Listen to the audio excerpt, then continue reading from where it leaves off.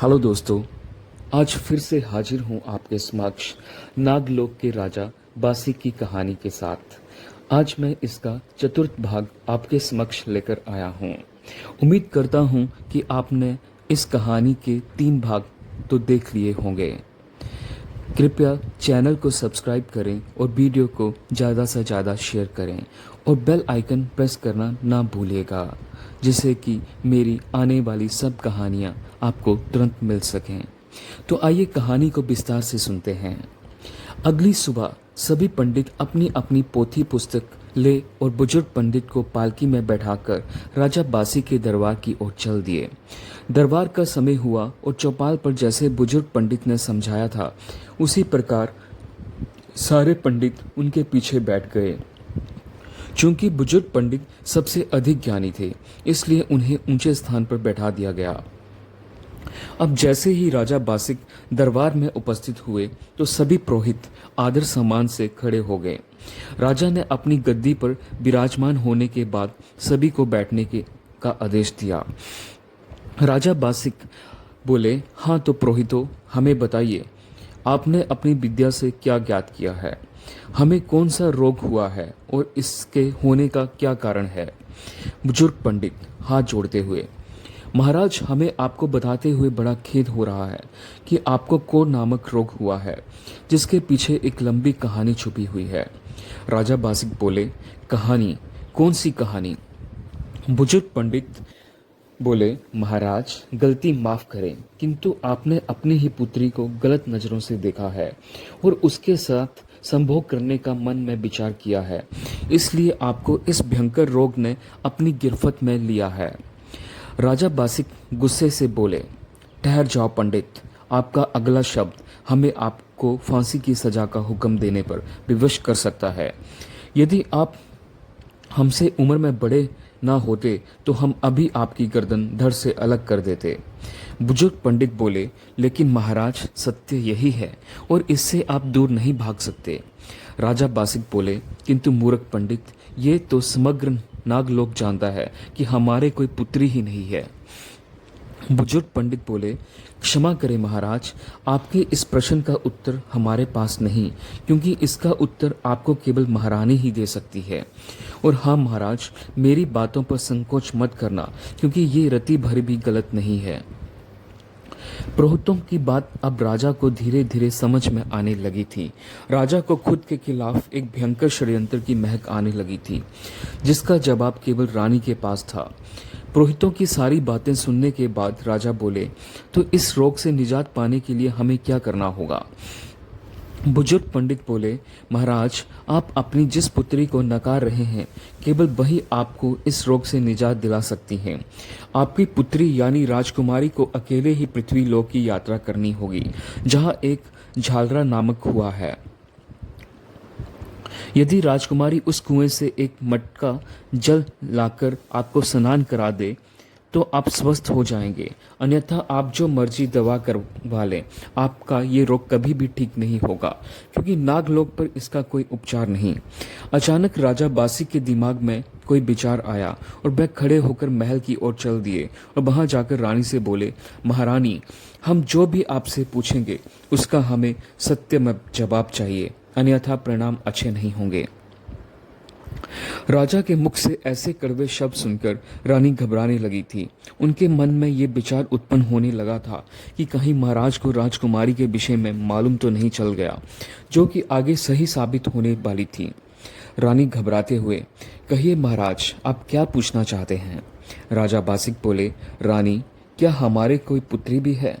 ये प्रश्न सुनते ही रानी के हाथ पैर कांपने लगे और वह घबराते हुए बोली, थी महाराज, किंतु आपने उसे जन्म लेते ही मरवा दिया था। क्या आप ये भूल गए? राजा बासिक, रानी, हमने आपसे पहले ही कहा था, यदि आप हमसे झूठ बोलने की कोशिश करेंगी तो परिणाम बुरे होंगे। हमें अभी इसकी सूचना हमारे राज्य के पुरोहितों ने दी है और आप जानती हैं कि हमारे राज्य के पुरोहित कभी झूठ नहीं बोलते, इसलिए सत्य क्या है हमें बता दीजिए। रानी शांत खड़े होकर राजा से नजरें चुराने लगी। रानी को चुपचाप खड़ा देखकर राजा बासी को समझने में ज्यादा समय न लगा कि रानी ने जरूर उनके खिलाफ एक साजिश रची है। रानी, महाराज, मैं आपको इसका कोई जवाब नहीं दूंगी। आप चाहे तो मेरी गर्दन धड़ से अलग कर सकते हैं या मुझे कोई और सजा भी दे सकते हैं। मैं कोई भी सजा कबूलने के लिए तैयार हूँ। ये बात सुनते ही राजा बासिक की आंखों से आंसू बहने लगे और बोले, रानी, भला एक दुखियारा आदमी किसी को क्या सजा दे सकता हूँ? मुझे तो अपनी ही जिंदगी की डोर टूटती नजर आ रही है। रानी, केवल आपकी सहायता से ही हम इस रोग से निजात पा सकते हैं। यदि आपने हमसे कोई बात छुपाई है तो कृपया हमें बता दीजिए। हम पुरानी सभी बातों को भूलने के लिए तैयार हैं और आपको भरोसा दिलाते हैं कि आप किसी भी सजा की भागीदारी नहीं होंगी। फिर राजा बासिक ने पंडितों के साथ दरबार में हुई सारी वार्ता रानी को बता दी। रानी बोली, किंतु महाराज, यदि आप स्वस्थ होने की बाद अपनी बात से मुकर गए तो क्योंकि मैं अपना साथ देने वाली किसी भी साथी को सजा का भागीदारी नहीं बनने दूंगी। राजा बासिक बोले, रानी, हम आपको वचन देते हैं, हम आपको और आपके साथ देने वाले को किसी भी सजा का भागीदारी नहीं बनने देंगे, बल्कि उनके प्रति आदर सम्मान का भाव भी रखेंगे।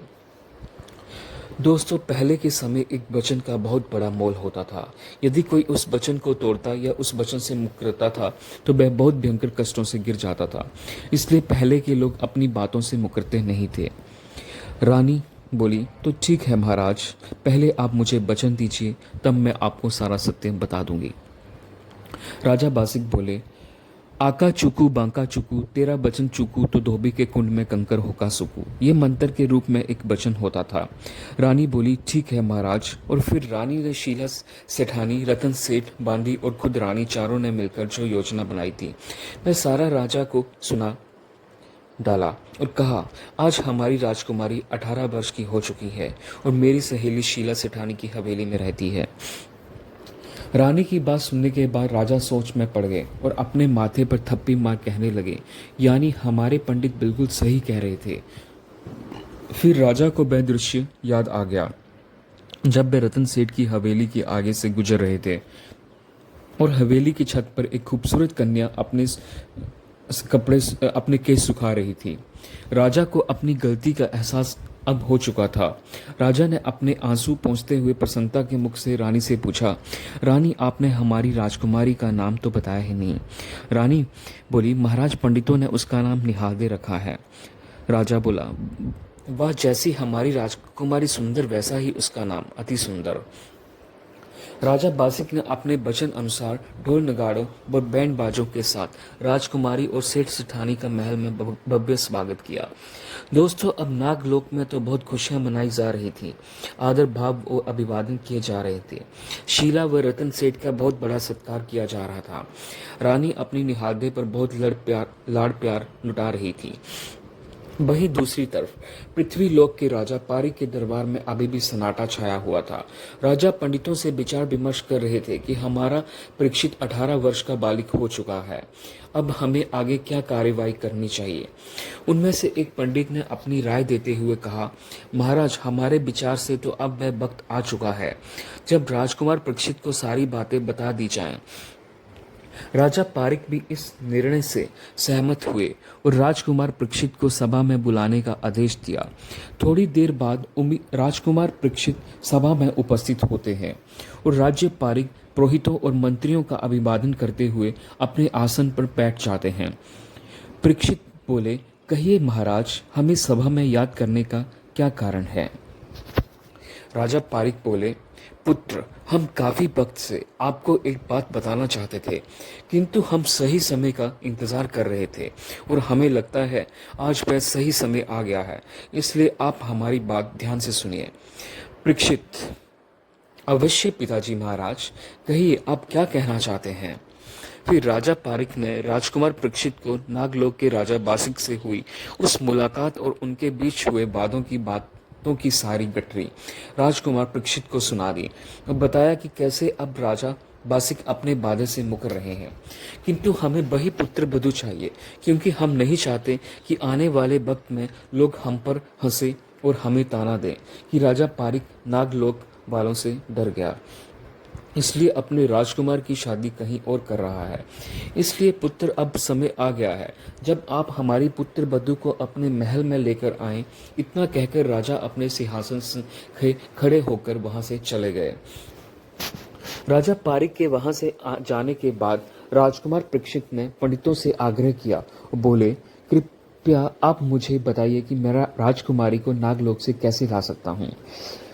पंडित बोले, राजकुमार, राजा बासी को एक कोढ़ नामक रोग हुआ है, जिसकी असहनीय पीड़ा उनसे सही नहीं जा रही। समस्त नागलोक के ज्ञानी वेद हकीम भी इसका इलाज नहीं कर सकते।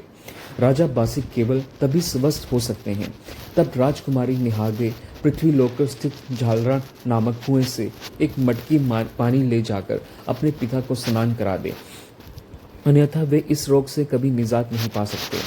और यही वह क्षण है जब राजकुमारी पृथ्वी लोक पर पानी भरने आएगी। वहां से आप राजकुमारी को राजा रानी ना तो गैर राजी ला सकते हैं, और हाँ, गलती से भी नागलोक जाने का निर्णय मत करना, क्योंकि